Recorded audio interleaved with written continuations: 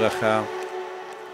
Nous avons expliqué hier pourquoi on l'appelle Hanouka et pourquoi on ne l'appelle pas Menorah. Aujourd'hui, mes amis, je voudrais vous raconter la fin de l'histoire de Beth Amikdash. Les Grecs, ils n'ont pas voulu détruire le Beth Amikdash, ils l'ont simplement fermé. Les Grecs, ils ont éteint la Menorah du Beth Amikdash. Les Grecs, leur but, c'était pas de détruire le moral juif, c'était que de les détourner du judaïsme. Les Romains, c'était le contraire. Les Romains, ils ont voulu détruire et le juif et ils ont détruit le Beth Amikdash. Les deux à la fois. Maintenant, venons à une histoire que nos sages racontent. Lorsque Titus, il voulait détruire le Beth Amikdash à Tisha B'Av, alors Titus, il avait un peu peur. Il avait un peu peur de... Il a dit, quand même, le Beth Amikdash, c'est la maison de Dieu. Il avait un peu peur. Il connaît l'histoire. Il sait que Hachem, il punit. Il connaît l'histoire d'Alexandre le Grand, que lorsqu'il a conquis tout le Moyen-Orient, il est venu aussi pour conquérir Eretz Israël, mais il n'a pas touché au Beth Amikdash. Il a eu peur. Il connaît l'histoire que Nabucodonosor, lorsqu'il a détruit le premier temple, il a été puni. Pharaon a été puni. Donc, il avait peur. Alors il a une idée. Il a déclaré, est-ce qu'il y a un juif qui veut profaner le Beth Amikdash, qui rentre au Beth Amikdash et qui prend ce qu'il veut? Titus, il a pensé, si quelqu'un il est capable de rentrer au Beth Amikdash et de profaner le Beth Amikdash, alors il peut le détruire. Il lui arrive rien du tout, il peut le détruire. Il voulait faire un test. Et puis il a fait une annonce que celui qui rentre au Beth Amikdash, il lui donne une belle femme romaine et une belle villa. Il deviendra membre du Sénat romain, plein de promesses. Il sera riche. Il y avait un qui n'était pas croyant du tout. Il s'appelle Yosef. Yosef Mishita n'était pas croyant du tout. C'était un juif, qu'il était un guerrier. De toute façon, il était condamné à mort parce qu'il a fait la guerre contre Rome. Donc, il n'était pas mis le prisonnier que... Dans n'importe quel moment, il pouvait déjà le crucifier, et, comme il faisait à l'époque. Donc lui, il lève les mains, il dit, moi je rentre. Ah, toi? Alors, de toute façon, tu es condamné à mort.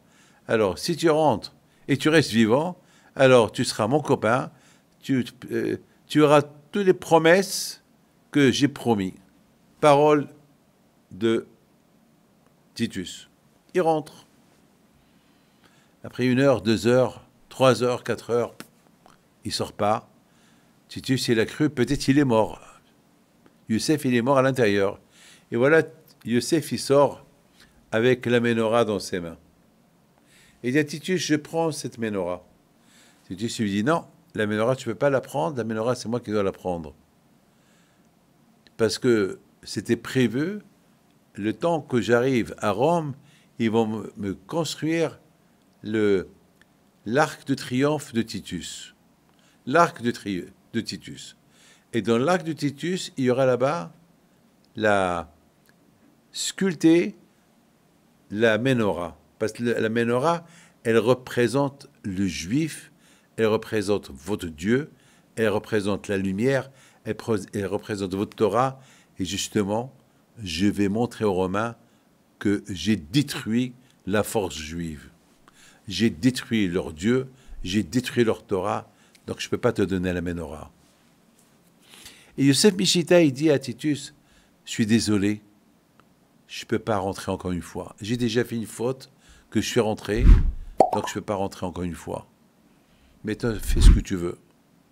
Moi, voilà, je prends la Menorah. Tu as dit que celui qui rentre, il prend ce qu'il veut, voilà ce que je veux. Alors Titus lui dit, je t'avertis, la menorah, elle n'est pas pour toi, mais de toute façon, puisque tu es rentré, tu es sorti, donc pour moi, tu as profané le temple, donc tu es condamné à mort. Il a tué. Donc, ils ont détruit après, le temple a été détruit. Maintenant, je vous pose une question. Pourquoi Titus, il voulait tellement de cette menorah? Tout à l'heure, on a dit que pour Titus, la menorah, elle symbolise le juif, la Torah. Pour Titus, la menorah, ça représente tout, la lumière. Mais qu'est-ce qui s'est passé avec Youssef? Il était rachat, et lorsqu'il est rentré au Beth Amikdash, il est devenu un tzaddik. Et à tel point qu'il est mort pour la menorah, j'ai rien compris.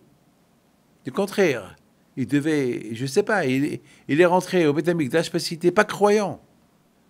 Il est rentré pour avoir des récompenses de Titus. Et soudainement, il est devenu un tzaddik, il est mort, jusqu'à qu'il y a une voix du ciel qui est sortie, elle a dit, Yosef Mishitat, les portes de Gan Eden sont ouvertes pour toi. Qu'est-ce qui s'est passé exactement? Mes amis, c'est ça la force de la menorah. La force de la menorah, lorsqu'on la voit, elle éclaire, elle illumine, elle nettoie le cerveau. Cette menorah, au Beth Amikdash, lorsque Yosef Mishita était à l'intérieur, il l'a vu, ça l'a impressionné. Il était athée il y a quelques secondes. Ça, il a changé d'avis. C'est ça la force de la menorah. C'est ça la force. C'est comme une machine à laver. Vous mettez là-bas du linge et ça sort propre. Ça sort sec. Il y a des machines à laver qui te repassent même à l'intérieur. C'est ça la menorah, les Avdim. Que le bon Dieu vous protège et vous donne la santé, la joie, la prospérité. Amen.